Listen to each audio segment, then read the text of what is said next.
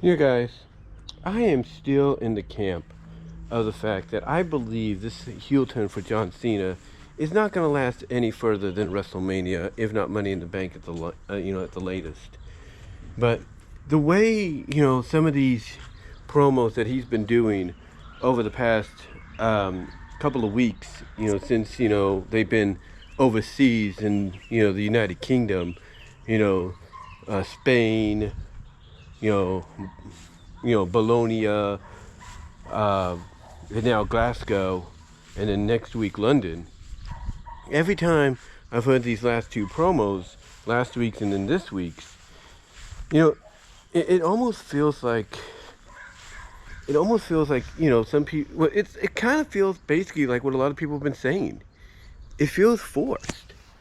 It feels like John Cena is saying stuff that he does not really believe. He said the things that he did last week about being disrespected and this and that, and that's fine. But then this week, he says that not only is he going to win number 17, for himself, but he's going to do it to ruin wrestling. He's going to do it to ruin wrestling. Then he might retire for the title with the title. He might go away with it. And I'm hearing this, or at least, reading what people are quoting down on Twitter, and I'm like, because I haven't watched the episode yet. It's one of those situations where I want to watch it, but because it comes on at such, an awkward time now, it's like, as much as I hype that up, I can't even get myself to do it. And today, most importantly, it was kind of a little off a little bit for me because I had to go and, basically wait out what I thought was going to be a 3-hour power outage, but it wasn't. But still, getting back on track here.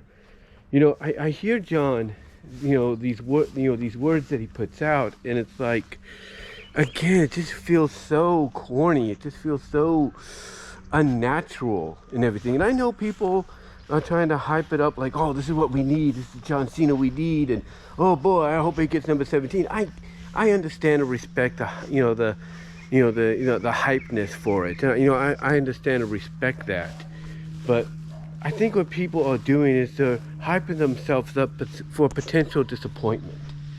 Now, I'm not saying that's going to be a reality. I'm not saying that's going to be true. But, when you look again at how his promos are coming off and everything over these past 2 Mondays, last week and today, it almost feels like it's not genuine. It's not real. It's forced. It's like he's overacting. He's like pretty much giving you, he's giving you the result of what's going to happen at WrestleMania, before the match even happens. Now, look, I'm going to give Triple H and all of them a lot of credit. They have said it themselves. They, Triple H, Rock, Cody, anybody, Brian Gertz, they've all said it themselves. Nobody knows what's going to happen except for them. People, even those that review wrestling on their YouTube channels or the podcast have all said the same thing. Nobody knows what's going to happen next except for those people that I just mentioned. And that's very much true. Nobody knows. In fact, I've done a couple of videos where I pretty much pointed that out because Triple H said that in a press conference not once but twice. So, to me, honestly, even though it does feel a little corny and cheesy and feels like, it's basically telling you it's not going to last any further than WrestleMania, if not Money in the Bank at the latest, to me, I could be totally wrong.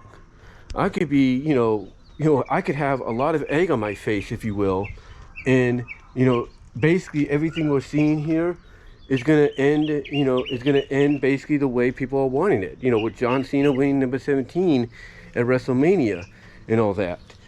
But we don't know that. But we don't know if that's going to happen or not. We can only speculate. But again, I could be wrong. I could have a lot of egg on my face. Others that feel the same way could have a lot of egg on their face. That's natural. That's natural, and it's fine. Because if you're wrong, it makes things more exciting. It makes things more unpredictable because you don't know what the next, direction will be. You don't know what the next direction is going to be. But when you look at the way John has phrased his wording and everything, it's like you kind of get this feeling that even though this feels like what he should be saying now that he's healed and everything, it just sounds so phony. Honestly, it just sounds so phony and everything. I mean, I'm not denying some of it isn't genuine and all that, based on the past 25 years. I'm not denying that. But again, it's most of it at times, or if not some of it, feels not not true at all. Like he doesn't believe it. Feels false. Like he doesn't believe it himself, but he's doing it to make it as believable as he can. And yeah, we're all excited about it. But here's the reason we're excited about it. We're excited about it because this is what we wanted back in 2013 or 2012, 2013. This is what we wanted. This is what we wanted after that first Rock match at WrestleMania 28. This is what we wanted then, after Rock beat him. This is the John Cena we wanted. John's even said, hey, I had new gear, I had new music and everything, lined up, ready to go. Vince just didn't want to pull the trigger. Vince seemed to be in on it at first, but then it's like he got cold feet, didn't want to pull the trigger. And, everybody was always fantasizing of, oh, what would be the first promo from John as a heel, if he had that opportunity, when he revealed what was pretty much going to, happen after that first Rock match he had. Again, we are just, we hear what was originally planned from his mouth, and now we're seeing this, and we're just excited at the fact that we're finally seeing it, even though we kind of realize, maybe we just don't want to admit it, that as good as it is to finally see this, we know it's not going to last long. We know that it may not even last past Mania.